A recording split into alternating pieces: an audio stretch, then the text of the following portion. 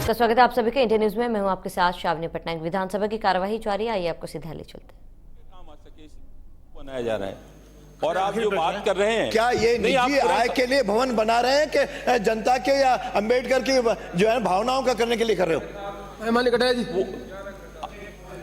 आपका प्रोटेक्शन चाहता हूं।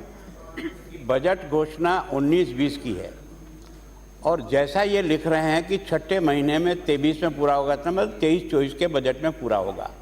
तो ये बजट घोषणा का कोई सम्मान है या बजट घोषणा की मजाक है? 2020 से कोरोना आ गया था, मजाक आपको भी जानकारी है। ये पूरा पढ़ के बताऊं कि किस तरह फाइल चली, वो बता दूं आपको। वो तो है ना माननीय मंत्री। तो अच्छा बोले मंत्री जी बोले कि सबसे पहले जो तय हुआ था 100 हमारी बिंदु संख्या 106, उसमें 27/8/2019 को वित्त विभाग को भिजवाई गई। वित्त विभाग में कार्यकारी एजेंसी सबसे पहले PWD को रखा गया। उसके बाद में ये अनुसूचित जाति की बस्तियों के पास बनना चाहिए और इसका कार्य जो 4 साल में बनने थे, 1 दिन में भी नहीं बनने, लिखा हुआ है। उसके बाद में दोबारा मीटिंग वित्त विभाग को भिजवाई गई तो उन्होंने 25% 75% के लिए, फिर उसके बाद नाबार्ड के लिए भेजी गई। नाबार्ड के बाद में फिर राज्य सरकार ने कहा 50% हम देंगे, 50% पंचायत राज के विभाग के माध्यम से बनवाई जाएगी। और उस पीरियड में MLA से भी पैसा लेना था, सिर्फ 3 MLA ने पैसा दिया, किसी MLA ने पैसा नहीं दिया। और करीब आपको बता दें कि 2021 में हमने 9 वित्तीय स्वीकृतियां जारी की हैं जिनके काम चल रहे हैं, और 2022 में 117 स्वीकृति, और भूमि आवंटन में मात्र उस समय 30 आवंटन हुए थे भूमि के, और 2020 में 36, 2021 में 11 और लास्ट में बचे हुए शेष आवंटन भूमि का आवंटन हो पाया है। और जहां पर कार्य प्रारंभ हो गए हैं, कुछ लिंटल लेवल तक भी पहुंच गए हैं, कुछ आपके छत लेवल पर भी पहुंच गए हैं, कुछ नींवें भरी गई हैं। तो इस तरह काम भी हुए हैं, ऐसी नहीं है बात के काम नहीं हुए। लेकिन जैसे जैसे हमें पैसा मिला है, अब लास्ट में एक साथ पैसा मिला है, तो शीघ्र ही हमने 2023 जो रखा है संपूर्ण किए जाएंगे। इसमें क्या प्रॉब्लम है? अगला प्रश्न। आपको भेज दे सहयोग करने की जिम्मेदारी तो फाइनेंस डिपार्टमेंट सहयोग नहीं कर रहा है। मुख्यमंत्री की मंशा नहीं है अंबेडकर जी के नाम पर भवन बना रहा। आपका फोटो आ गया, भिजा दिया। क्या बना रखा आपने? अपन कभी MLA बन जाता है, आवंटन हो जाती है क्या? ऐसे थोड़ी होता। प्लीज माननीय मंत्री जी, ऐसा नहीं। माननीय मदन जी, आप बहुत वरिष्ठ नेता हैं, आप एक पार्टी के जिम्मेदार पदाधिकारी हैं। आप ये बिहेवियर करके पार्टी को मजबूत कर रहे हैं, कमजोर कर रहे हैं। ये प्लेटफॉर्म इस तरह का है जिस प्लेटफॉर्म से व्यक्ति अपनी खुद की व्यक्तित्व को आगे बढ़ाता, पार्टी को आगे बढ़ाने का काम करता है। आपसे अपेक्षा की जाती है कि आप कम से कम बाबूलाल जी जाडोल के विधायक की तरह आइडियल विधायक बनने की कोशिश करो, जिससे लोग ये प्रेरित हो सके कि मदन जी भी एक आइडियल विधायक है। अगला प्रश्न खिलाड़ीलाल बेरवा, प्रश्न नंबर 487।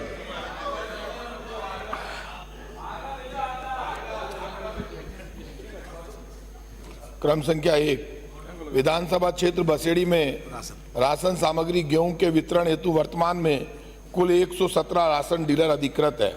विवरण परिशिष्ट 1 पर संलग्न है। क्रम संख्या 2, जी हां, विधानसभा क्षेत्र बसेड़ी में राशन डीलरों के विरुद्ध प्राप्त शिकायतों एवं उन पर की गई कार्रवाई का विवरण परिशिष्ट 2 पर संलग्न है।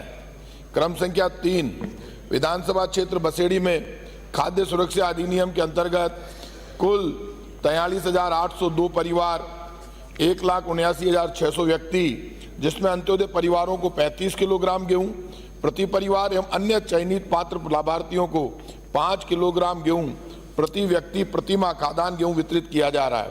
वर्तमान में इसके अतिरिक्त प्रधानमंत्री गरीब कल्याण अन्न योजना के अंतर्गत खाद्य सुरक्षा योजना में चयनित लाभार्थियों को 5 किलोग्राम गेहूं व्यक्ति प्रति माह निःशुल्क वितरित किया जा रहा है।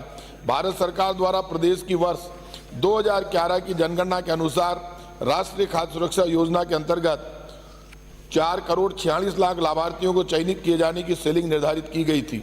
भारत सरकार को राजस्थान में वर्ष 2021 की अनुमानित जनसंख्या के आधार पर सीलिंग पुनः निर्धारित करने हेतु माननीय मुख्यमंत्री महोदय द्वारा माननीय प्रधानमंत्री महोदय को दिनांक 9/12/2019, 22/4/2020, 25/8/2020, 20/7/2021, 19/12/2021, 16/2/2022 7 बार प्रधानमंत्री जी को मुख्यमंत्री जी द्वारा पत्र लिखे गए हैं। बजट घोषणा वर्ष 2022-23 की क्रियान्विति के क्रम में खाद्य सुरक्षा योजना में पात्र व्यक्तियों के नाम जोड़ने हेतु पोर्टल 1/4/2022 से 30/4/2022 व दिनांक 13/5/2022 को मध्य रात्रि से 28/5/2022 मध्य रात्रि तक पुनः खोला गया।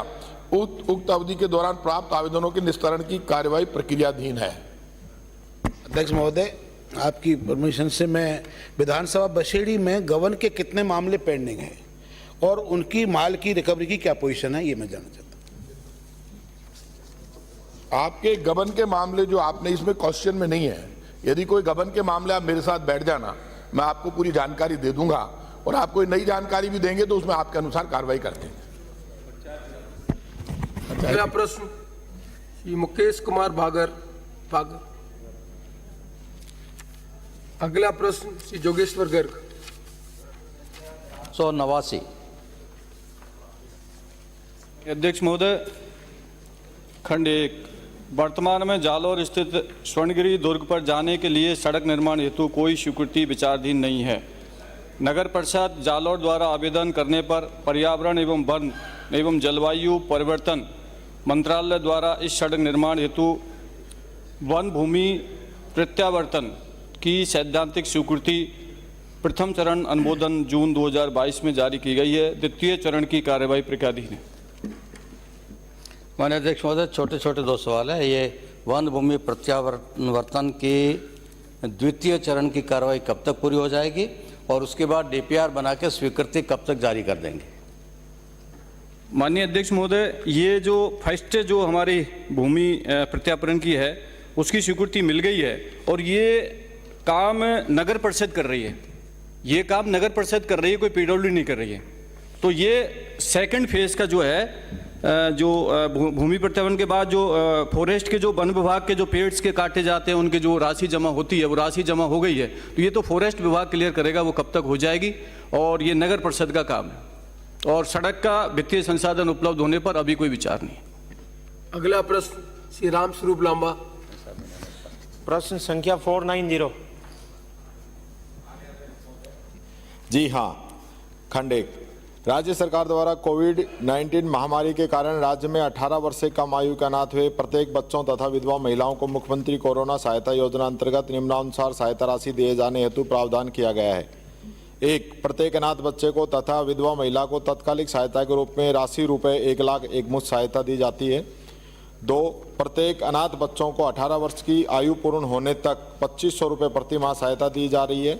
18 वर्ष की आयु पूर्ण होने पर 5 लाख रुपये दे है। 3, विधवा महिला को आजीवन 1500 रुपये मासिक पेंशन दे है। 4, विधवा महिला के बच्चों को 18 वर्ष की आयु पूर्ण करने तक 1000 रुपये प्रति माह राशि दे है। 5, प्रत्येक अनाथ बच्चे तथा विधवा महिलाओं के बच्चों को विद्यालय पोशाक पाठ्य पुस्तकें आदि हेतु 2000 रुपये प्रति बालक बालिका एकमुश्त वार्षिक अनुदान दिया जा रहा है। अजमेर जिले में 701 विधवा महिलाओं व 13 अनाथ बालकों, कुल 714 विधवा महिला अनाथ बालकों को लाभान्वित किया जा रहा है। खंड 2, चिकित्सा विभाग से प्राप्त सूचना के अनुसार विधानसभा क्षेत्र नसीराबाद में कोरोना से 91 लोगों की मृत्यु हुई है। तहसीलवार विवरण परिशिष्ट ए पर संलग्न है। जिला कलेक्टर एवं प्राधिकृत अधिकारी से प्राप्त भुगतान स्वीकृतियों के आधार पर मुख्यमंत्री कोरोना सहायता योजना अंतर्गत विधवा महिलाओं को 1 लाख रुपए एकमुश्त व 1500 रुपये प्रति माह आजीवन पेंशन तथा 18 वर्ष से कम आयु के बच्चों को 1000 रुपये प्रति माह सहायता एवं केंद्र सरकार द्वारा संचालित कोविड-19 अनुग्रह सहायता योजना अंतर्गत दिवंगत हुए लोगों के आश्रित परिजन को 50,000 रुपये की एकमुश्त सहायता राशि का लाभ दिए जाने का प्रावधान है। विधानसभा क्षेत्र नसीराबाद में मुख्यमंत्री कोरोना सहायता योजना अंतर्गत 52 विधवा महिलाओं को तथा कोविड अनुग्रह सहायता राशि अंतर्गत 57 लोगों को लाभान्वित किया गया है। खंड 3, सरकार द्वारा मृतकों के आश्रितों को मुख्यमंत्री कोरोना सहायता योजना अंतर्गत व कोविड अनुग्रह सहायता योजना में पात्रता अनुसार बिंदु संख्या 1 व 2 के अनुरूप लाभ दिया जा रहा है। खंड 1, लाभान्वित पात्रता के कुल कितने आवेदन प्राप्त हुए? आवेदक कितने लंबित हैं और कितनों की स्वीकृति व राशि जारी कर दी गई है? एक अब इनमें जिनको मेडिकल सर्टिफिकेट कोरोना का नहीं मिला है, जिनकी डेथ उस पीरियड में हुई है, जिन्होंने आवेदन किया है, तो उनको भी सरकार इस योजना में शामिल करने का विचार रखती है या नहीं? और खंड 2, क्या सरकार मृतकों के आश्रितों को अनुग्रह राशि के अलावा सरकारी नौकरी का भी जो इन्होंने घोषणा करी है उसको भी देने का विचार रखती है या नहीं? माननीय अध्यक्ष जी, कोई पेंडेंसी नहीं है। जितने फॉर्म आए थे सबको भुगतान कर दिया गया है। जो रह गए अब भी भुगतान प्रक्रिया चालू है। कोई भी अप्लाई करेगा उनको भुगतान कर दिया जाएगा। तीसरा नौकरी का है। कोरोना मृत्यु में नौकरी का कोई प्रावधान नहीं है। जो सरकारी कर्मचारी है उसके जो भी नियम है उनके आधार पर उनकी मृत्यु होने पर नौकरी दी जाती है। पंचदेश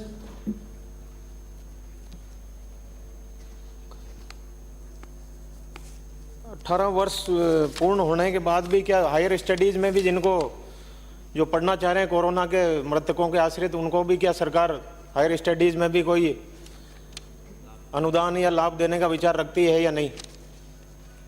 माननीय अध्यक्ष जी, इस समय जो योजनाएं हैं वो मैंने बता दी है, जिसके अंदर जो लाभ बच्चों को हम दे रहे हैं। हायर स्टडी के लिए कोरोना सहायता के अंदर योजना नहीं है। समाज कल्याण की अन्य काफी योजनाएं हैं जिनका लाभ हम बच्चों को देते हैं। अगला प्रश्न श्री सुभाष पुनिया। अगला प्रश्न श्री राजकुमार रोत। प्रश्न संख्या 492।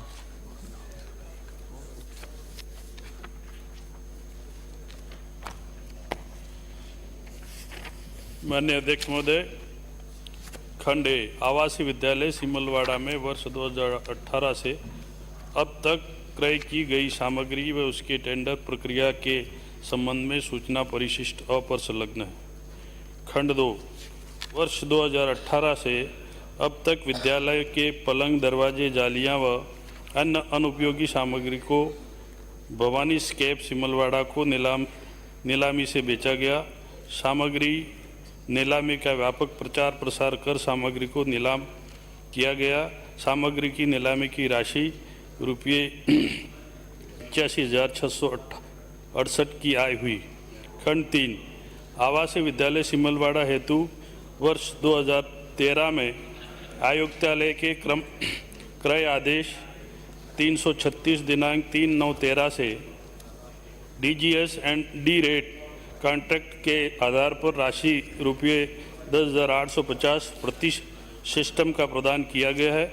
इस आदेश अनुसार सोलर सेट वारंटी 36 माह की अवधि थी, जो कि डिलीवरी इंस्टॉलेशन जो भी बाद में हो से माना जाता था, जो कि पूर्ण हो चुका है। वर्तमान में सोलर लाइट सिस्टम क्रियाशील नहीं है। जनजाति क्षेत्रीय विकास विभाग द्वारा अध्यक्षक छात्रावास को रुपये 2,000 प्रति छात्र की दर से राशि रुपये 9,60,000 उपलब्ध कराए गए हैं, जिसमें स्थापित सोलर सिस्टम को क्रियाशील किए जाने के निर्देश प्रदत्त किए गए हैं। सोलर पनघट वर्ष 2021 में लगाया गया, जो क्रियाशील है। सोलर वाटर हीटर वर्ष 2014 में लगाया गया, जिसकी वर्तमान में 1 यूनिट क्रियाशील है, वो अन्य को ठीक कराने की कार्रवाई प्रक्रियाधीन है। क्योंकि गारंटी अवधि पूर्ण हो चुकी है, अतः अधिकारी संवेदक पर कोई कार्रवाई अपेक्षित नहीं है। माननीय अध्यक्ष महोदय, मैं आपके माध्यम से मंत्री से जानना चाहूँगा कि आवासीय विद्यालय सिमलवाड़ा में जो अनुपयोगी सामग्री थी, उस अनुपयोगी सामग्री का जो नीलामी की गई, तो इसका प्रचार प्रसार कौन कौन से न्यूज़पेपरों में किया गया, वो उसके लिए कितने लोगों ने हिस्सेदारी ली थी, कि नीलामी के वक्त कितने लोगों ने हिस्सेदारी दी थी। प्रश्न संख्या मेरा दूसरा है कि इस आवासीय विद्यालय में टोटल कितने सोलर लाइट सिस्टम व सोलर वाटर हीटर लगे हुए हैं, वो कितनी राशि के लगे हुए हैं और वो कितने समय से खराब पड़े हुए हैं। प्रश्न संख्या तीसरा मेरा ये, एक एक प्रश्न पूछे, दो बहुत जल्दी हो जाएंगे। ओके। माननीय मंत्री जी।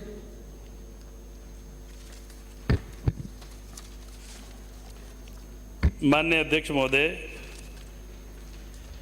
जिस सामग्री की नीलामी की गई उसकी सूचना 21/2/2022 को आयुक्तालय जनजाति उपायुक्त महोदय जनजाति डूंगरपुर, नोटिस बोर्ड उपायुक्त कार्यालय TAD Dungarpur, notice board panchayat समिति कार्यालय सिमलवाड़ा, जोतरी, चिखली, सागवाड़ा, गलियाकोट, डूंगरपुर, बिछीवाड़ा, साबला, आसपुर, इन सभी पंचायत समितियों के नोटिस बोर्ड पे चस्पा की गई।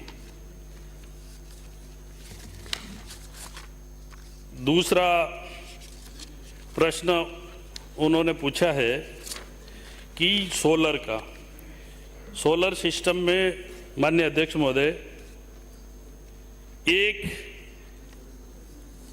यूनिट जिसकी कॉस्ट 10,850 रुपये है और इस तरह की 18 यूनिटें उसमें लगती है और उसमें जो सोलर की सिस्टम है वो पूर्ण रूप से गारंटी पीरियड के बाद में बंद है। उसके लिए विभाग ने 9,60,000 उसकी रिपेयरिंग के लिए दे दी है। उसके साथ में सोलर पनघट, जो सोलर पनघट पानी सप्लाई करता है और सोलर से वो मोटर चलती है, उसको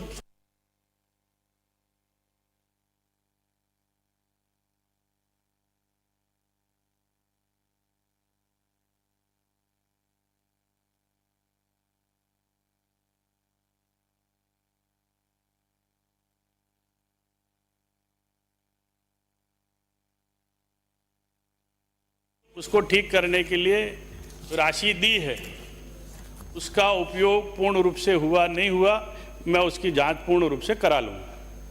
माननीय अध्यक्ष महोदय, मैं आपके माध्यम से मंत्री से जानना चाहूँगा कि जो सोलर लाइट सिस्टम और सोलर वाटर हीटर जो 2014 में लगे हुए और 2016 से लगभग अब तक ये खराब पड़े हुए और प्रति वर्ष विभाग से 9,56,000 के आसपास पैसा दिया जा रहा है, तो ये 5 साल तक जो खराब पड़े हुए हैं, तो उसके जिम्मेदार अधिकारी कौन था और उस पर क्या कार्रवाई की जाएगी, और जो पैसा है उस पैसे का अभी तक उपयोग क्यों नहीं किया गया और इसके जिम्मेदार कौन है। और साथ ही मेरा जो एक क्वेश्चन था कि जो प्रिंसिपल वहाँ पर जो हैं, वहाँ पर बिना विज्ञप्ति के एक व्याख्याता को लगा दिया गया है और इन्हीं कारणों की वजह से ये सारी अव्यवस्था हो रही है।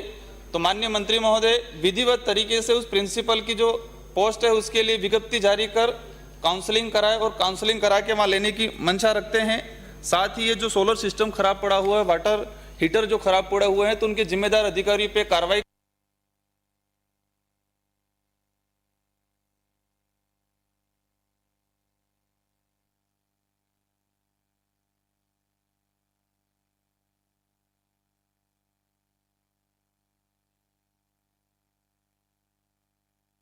किया गया है, तो हम कमेटी बना के जांच करा लेंगे, जो भी दोषी अधिकारी उसके खिलाफ कार्रवाई करेंगे। जहां तक प्रिंसिपल का सवाल है, अभी लेटेस्ट हमारे पास में शिक्षा विभाग ने एनओसी दी है। उस एनओसी में अगर वहां का प्रिंसिपल नहीं है तो हम स्पेशल विज्ञप्ति निकाल के वहां के प्रिंसिपल के लिए आवेदन हम मांगेंगे। कार्रवाई कितनी अवधि में की जाएगी सर, और कमेटी में कौन कौन रहेंगे, जिला स्तर रहेंगे या संभाग स्तरीय अधिकारी रहेंगे? कमेटी में आप जैसा सजेस्ट करें, मैं आपके हिसाब से कमेटी में रख लें, आपको ही रख लेंगे साहब। अगला प्रश्न संदीप शर्मा। प्रश्न संख्या 493।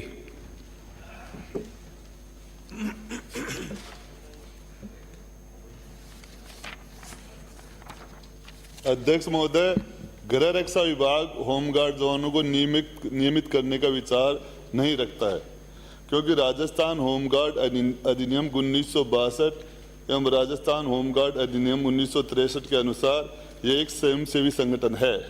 स्वयंसेवकों को नियमित रूप से रोजगार दिए जाने का प्रावधान नहीं है। गृह रक्षा विभाग होमगार्ड स्वयंसेवकों के सेवाकाल में आयु सीमा पुलिस की भांति 60 वर्ष करने का विचार नहीं रखता है। वर्तमान में इस प्रकार का कोई प्रस्ताव लंबित नहीं है। अधिसूचना दिनांक 1/6/2021 द्वारा स्वयंसेवकों की अधिकतम आयु सीमा 55 से बढ़ाकर 58 वर्ष निर्धारित की गई है। परिशिष्ट ए पर संलग्न है। गृह रक्षा विभाग राज्य मानव अधिकार आयोग की अनुशंसा अनुसार होमगार्ड जवानों के लिए सेवा नियम बनाने हेतु अधिनियम की धारा 162, 163 में संशोधन का विचार नहीं रखता है। यह एक स्वयंसेवी संगठन होने के कारण अस्थायी सेवा नहीं है। सेवा अस्थायी नहीं होने के कारण सेवा नियम बनाने के लिए कोई प्रस्ताव तैयार नहीं किए गए हैं। गृह रक्षा विभाग द्वारा होमगार्ड जवानों की सेवा मुक्ति पर उनके कल्याण हेतु विभाग कल्याण कोष के एक मुश्त राशि दिए जाने का वर्तमान में निम्नानुसार प्रावधान किया गया है, जो परिशिष्ट व्यय पर संलग्न है। गृह रक्षा स्वयंसेवक की 58 वर्ष की आयु प्राप्त करने के बाद गृह रक्षा के सदस्य से पृथक होने पर अधिकतम राशि 2 लाख रुपए तक का दिए जाने का प्रावधान है। स्वयंसेवक द्वारा स्वेच्छा से 20 वर्ष की सेवा अवधि पूर्ण कर गृह रक्षा की सदस्यता से पृथक होने पर अधिकतम राशि 1 लाख रुपए दिए जाने का प्रावधान है। उपरोक्त के अतिरिक्त विभागीय कल्याण कोष के एक मुश्त राशि दिए जाने के का प्रावधान किया गया है, जो निम्नानुसार परिशिष्ट 6 पर संलग्न है। गृह रक्षा स्वयंसेवक की नियोजन ऑन ड्यूटी अवधि के दौरान मृत्यु होने पर मनोनीत आश्रित को अधिकतम राशि 3 लाख रुपए दिए जाने का प्रावधान है।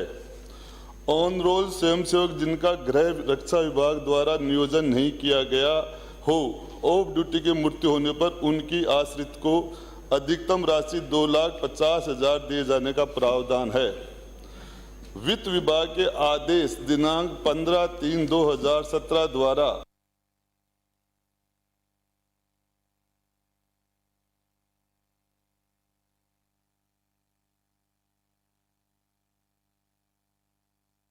बात है डॉक्टरों की, वो 900 डॉक्टरों की भर्ती कल भी उसकी उच्च न्यायालय में तारीख थी और 27 तारीख आने वाली पड़ी है। जैसे वहाँ से क्लियर होगा हम आपके लगा देंगे। अगला प्रश्न पूछना माननीय सदस्य, प्रश्न पूछना है संयम अगला प्रश्न संयम लोढ़ा। माननीय अध्यक्ष महोदय 496 सप्लीमेंट्री पूछनी है, कोई पूछ ले 1 मिनट में। एक ही सप्लीमेंट्री लो है। माननीय अध्यक्ष महोदय, मैं आपके माध्यम से निवेदन करना चाहता हूं कि 11 फरवरी 21 को जो 2 वृहद पेयजल योजनाओं की वित्तीय स्वीकृति हुई और अभी तक उसका काम चालू नहीं हुआ, इसके लिए कौन जिम्मेदार है? और 56 योजनाएं जिनकी 1.5 साल 9 महीने से 1.5 साल में पहले एफएस हुई है, इनका भी काम चालू नहीं हुआ, कौन रेस्पॉन्सिबल है?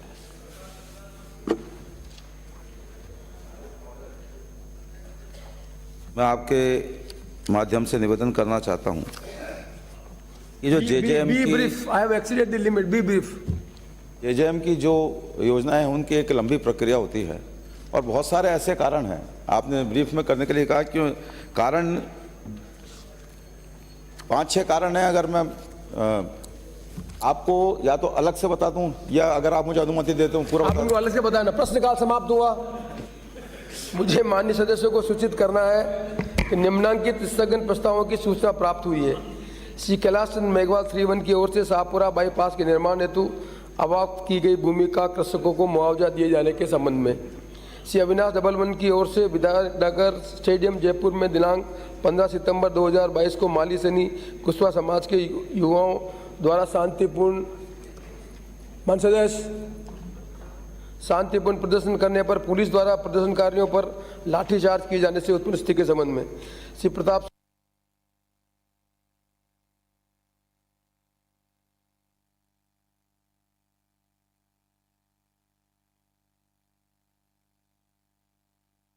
में श्री नारायण बेनीवाल 192M श्री पुखराजगढ़ 87 की ओर से भूतपूर्व सैनिकों को हॉरिजॉन्टल आरक्षण में व्याप्त विसंगतियों को दूर करने के संबंध में श्री बलजीत यादव 97 की ओर से प्रदेश में बेरोजगारों की समस्याओं का समाधान नहीं होने से उत्पन्न स्थिति के संबंध में श्री कन्हैयालाल 22 की ओर से बाल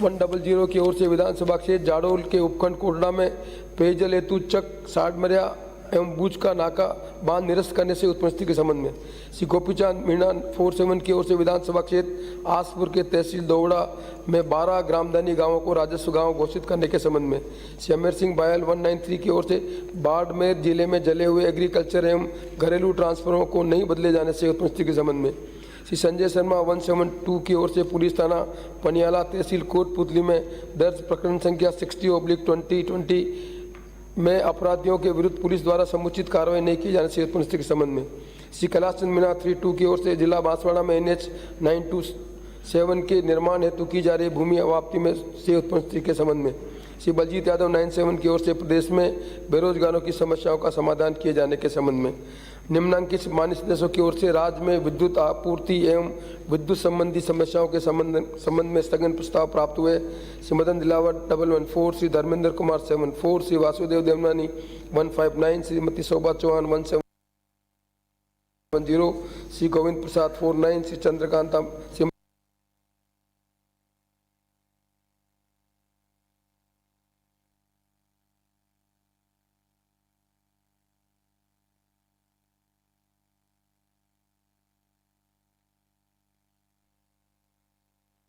राम प्रसाद कासना 144 श्री राजेंद्र राठौड़ 138 श्री फूल सिंह मीणा 96 श्री सतीश पूनिया 178 श्री सुभाष पूनिया 185 श्री छगन सिंह 55 श्री कालूराम 26 श्री पुष्पेंद्र सिंह 88 श्री अभिनेश मर्सी 3 श्री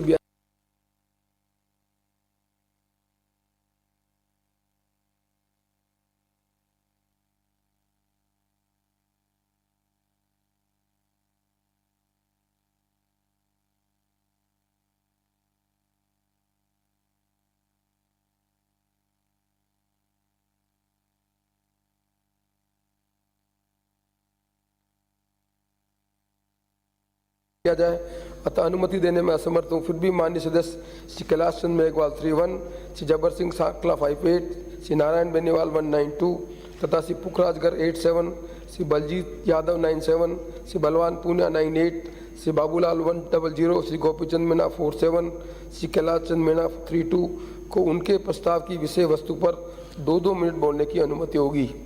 दिनांक 22 सितंबर 2022 को सदन में राज्य में विद्युत की स्थिति पर चर्चा होगी। उक्त समय माननीय सदस्यों को अपने विषय वस्तु पर अवसर प्राप्त होगा।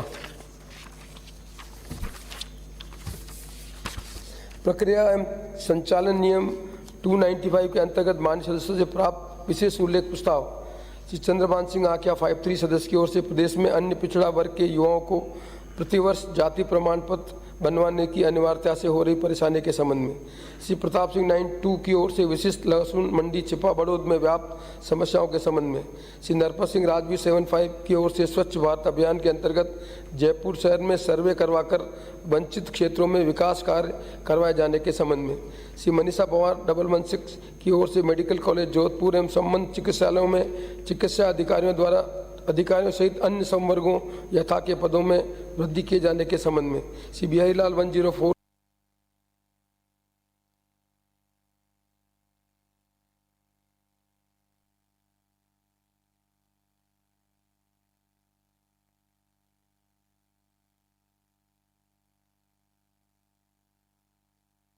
को हो रही परेशानी के संबंध में श्री संदीप शर्मा 175 की ओर से कोटा शहर की क्षतिग्रस्त सड़कों की मरम्मत करवाए जाने के संबंध में श्री गोविंद प्रसाद 49 की ओर से विधानसभा क्षेत्र मनोर थाना में अतिवृष्टि से किसानों को हुए नुकसान से उत्पन्न स्थिति के संबंध में श्री हाकम अली खां 197 की ओर से प्रदेश में किसानों को फसल बीमा का लाभ नहीं मिलने से उत्पन्न स्थिति के संबंध में श्री अमीन खां 7 की ओर से विधानसभा क्षेत्र सीव में 220 kV सब स्टेशन का कार्य पूर्ण करने के संबंध में श्री अशोक डोगरा 15 की ओर से बूंदी शहर की क्षतिग्रस्त सड़कों की अविलंब मरम्मत किए जाने के संबंध में श्री मदन दिलावर 114 की ओर से जामगंज मंडी क्षेत्र के ग्राम पंचायत कुकड़ा कुमकोट लक्ष्मीपुरा में 40 साल से बसे निवासियों को आवासीय पट्टे जारी नहीं किए करने से उत्पन्न स्थिति के संबंध में श्री सतीश पुनिया 178 की ओर से आमेर फोर्ट में कुंडा सड़क के नवीनीकरण किए जाने के संबंध में श्री छगन सिंह 55 की ओर से विधानसभा क्षेत्र आवर के गांव हरजी में पशुधन सहायक के रिक्त पद को भरने के संबंध में श्री ओम प्रकाश उल्ला 21 की ओर से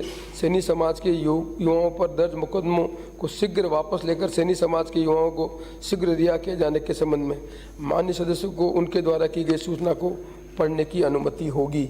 श्री कैलाश चंद्र मेघवाल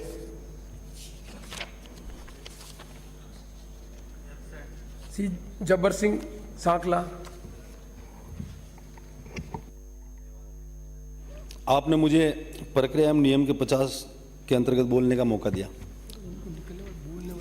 अध्यक्ष महोदय, मेरे विधानसभा क्षेत्र आसींद में, आसींद एक नगरपालिका क्षेत्र है, वहाँ पिछले 1 वर्ष से कोई भी अधिशासी अधिकारी लगा हुआ नहीं है। अस्थायी रूप से अधिशासी अधिकारी लगते हैं और बार बार एक द्वेषतापूर्वक तरीके से उनको बदल दिया जाता है। जब अस्थायी अधिशासी अधिकारी लगा हुआ है तो उसको बार बार बदलने का कोई तुक समझ में नहीं आता है। अध्यक्ष महोदय, मेरा निवेदन ये रहेगा, माननीय मंत्री जी भी आज यहाँ नहीं है, बार बार अस्थायी अधिशासी अधिकारी को बदलने से वहाँ का जो विकास है वो ठप होता है। और अभी वर्तमान में 8 सितंबर को जो अजमेर जिले में विजयनगर में जो अधिशासी अधिकारी लगे हुए हैं उनको मेरे वहाँ आसींद में लगाया गया है। और 9 सितंबर को राजस्थान सरकार की एक योजना जो अपने थी शहरी लोगों को रोजगार देने की, शहरी रोजगार गारंटी योजना का शुभारंभ था। उस दिन भी वो ईओ साहब वहाँ थे नहीं, 8 तारीख को ज्वाइन करके गए और ना तो किसी को सूचना दी, ना चेयरमैन साहब को सूचना दी, ना किसी पार्षद को सूचना दी, ना मेरे को सूचना दी। उस कार्यक्रम में हम लोग बिना बुलाए गए थे और उस कार्यक्रम को हम लोगों ने कराया था।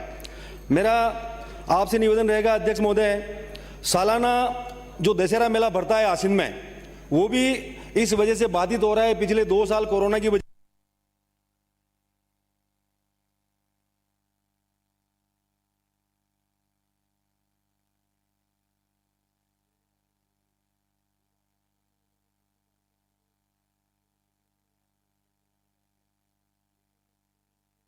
पता नहीं है, लोग बाग परेशान है और आए दिन वहाँ धांधली पट्टी होती रहती है नगरपालिका में। मेरा मंत्री महोदय से आपके माध्यम से निवेदन रहेगा कि कोई भी अधिशासी अधिकारी लगाए, एक परमानेंट अधिशासी अधिकारी आसींद नगरपालिका में लगाया जाए ताकि राजस्थान सरकार की जो योजना है उसका लाभ जनता को मिल सके। ऐसा मेरा आपसे निवेदन रहेगा। धन्यवाद। जय हिंद।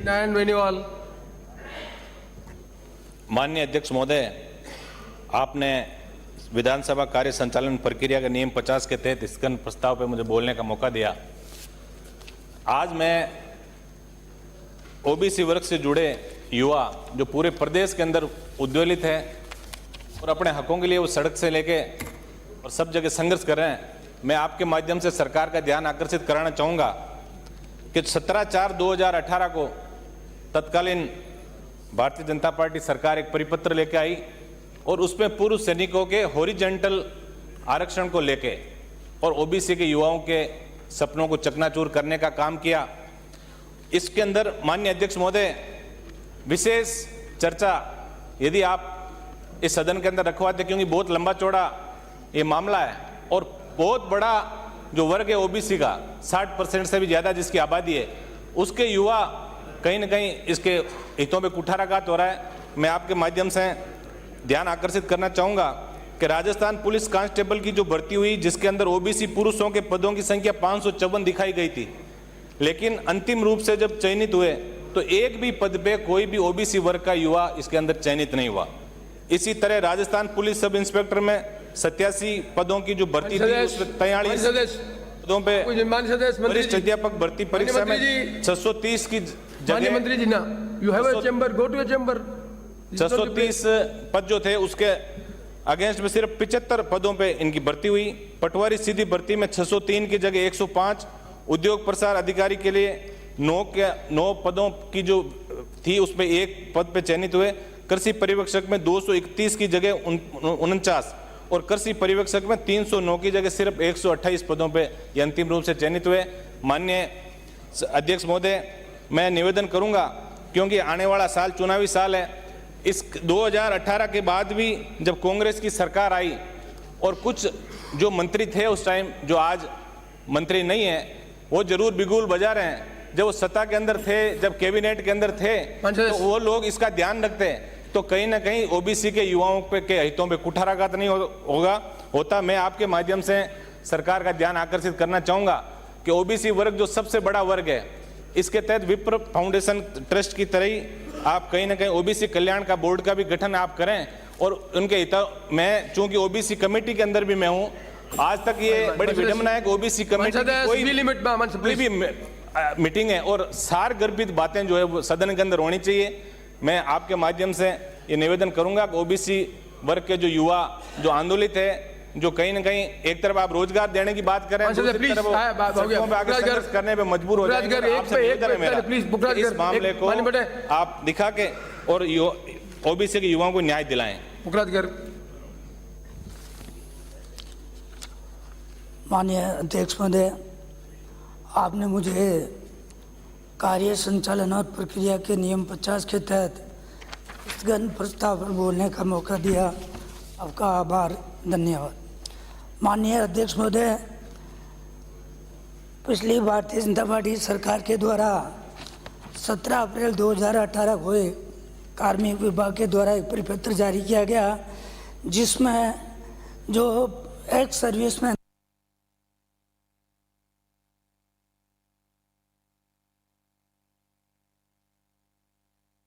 मर्ज कर दिया, ऑर्डर निकाला है। उसमें ये लिखा गया कि the reservation of ex serviceman shall be treated as horizontal reservation and it shall be adjusted in the respective category to which the ex serviceman belong.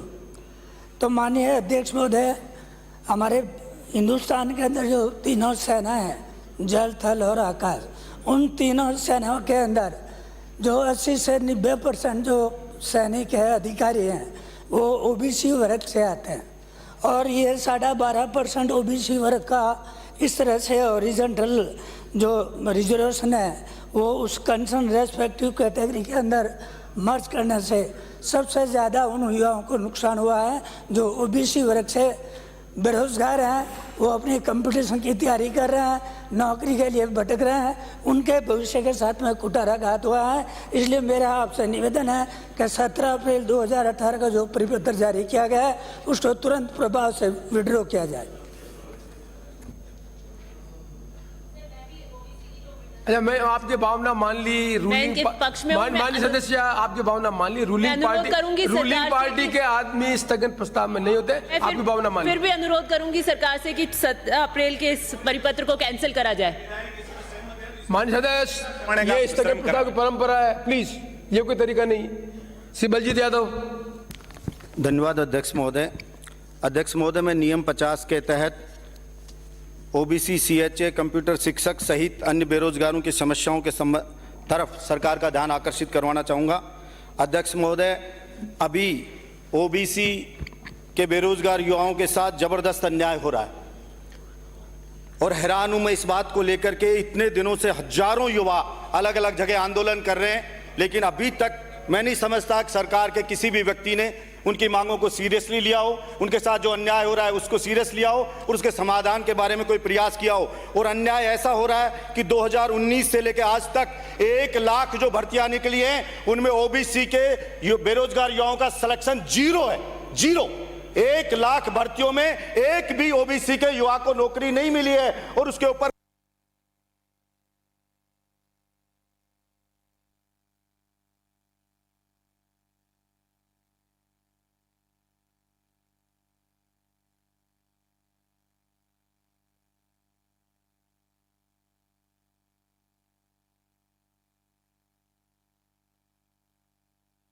Chamber में बात हो गई। आप अपना अध्यक्ष महोदय, कंप्यूटर शिक्षक हैं, भर्ती 10,000 है, पेपर ऐसा दिया जाता है आईएएस के जैसा, कांस्टेबल की एग्जाम लिया जाता है, उसमें पेपर दिया जाता है, जो आईपीएस में सेलेक्ट हो गया वो भी सोल्व नहीं कर सकता। क्या चाहती है सरकार? सरकार ये चाहती है किसान मजदूर का बच्चा नौकरी पे नहीं जाए। एक मंत्री स्टेटमेंट देता है कि दुर्भाग्य है किसानों के बच्चे नौकरी लगने जा रहे हैं। क्या पेट में दर्द हो गया? हजारों करोड़ का मालिक वो केंद्रीय मंत्री और वो कह रहा है किसानों के बच्चे नौकरी लग रहे हैं। दुर्भाग्य, शर्म की बात है। क्या इन्होंने ठेका उठा लिया? आईएएस इनके बच्चे बनेंगे, आईपीएस इनके बच्चे बनेंगे, सिपाही इनके बच्चे बनेंगे। सर मैं मांग करता हूं आपके माध्यम से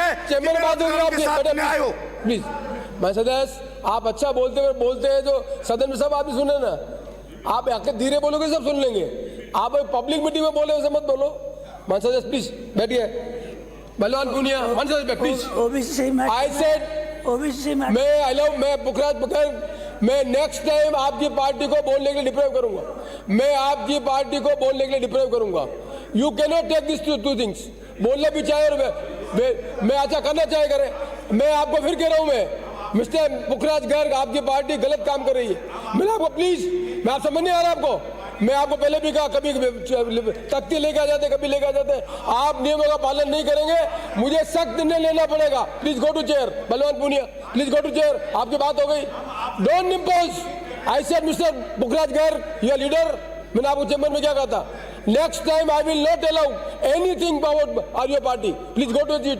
अच्छा ठीक है, फिर बोले पूनिया, मैं आपको दिया, आपको नहीं, कोई रिकॉर्ड नहीं होगा, कोई रिकॉर्ड नहीं होगा। विधानसभा के नियम 50 में स्थगन प्रस्ताव में फसल बीमा जैसी महत्वपूर्ण योजना पर आपने मुझे बोलने का मौका दिया है। अध्यक्ष महोदय, भादरा विधानसभा क्षेत्र व हनुमानगढ़ जिले में नौर में 2-3 गांवों में ढंढेड़ा और मलसीसर में फ्रॉड का मामला 2020 में आया था। बीमा कंपनी ने उसको मुद्दा बना करके जिन किसानों ने फ्रॉड नहीं करा, 2020 का बीमा क्लेम अभी भी 50 करोड़ रुपए मेरी विधानसभा क्षेत्र के बकाया हैं। मैं आपके माध्यम से मांग करना चाहता हूं कि मेरे इलाके के किसानों का बीमा क्लेम मैं ब्याज उनके खाते में डलवाया जाए। अध्यक्ष महोदय, इसी तरीके से 2021 के खरीफ का बीमा क्लेम जो अब तक किसानों के खातों में आ जाना चाहिए था, वो बीमा क्लेम अभी तक नहीं आया। बीमा कंपनी सिर्फ 2 सोसाइटियों में हुए फ्रॉड को मुद्दा बना करके टांग लगा रही। मैंने बार बार कृषि मंत्री महोदय से, राजस्थान सरकार से मांग करी, लेकिन भारत सरकार के यहाँ चिट्ठी जाने के बाद अध्यक्ष महोदय फसल बीमा की बात पर ज्यादा गौर नहीं हो रही है। मैं सदन के माध्यम से, आपके माध्यम से कहना चाहता हूं, भादरा विधानसभा क्षेत्र समेत हनुमानगढ़ जिले और चूरू जिले के किसान का 2021 का बीमा क्लेम क्रॉप कटिंग आधारित गणना करके तुरंत ब्याज समेत उनके खाते में डलवाया जाए। धन्यवाद। बाबूलाल।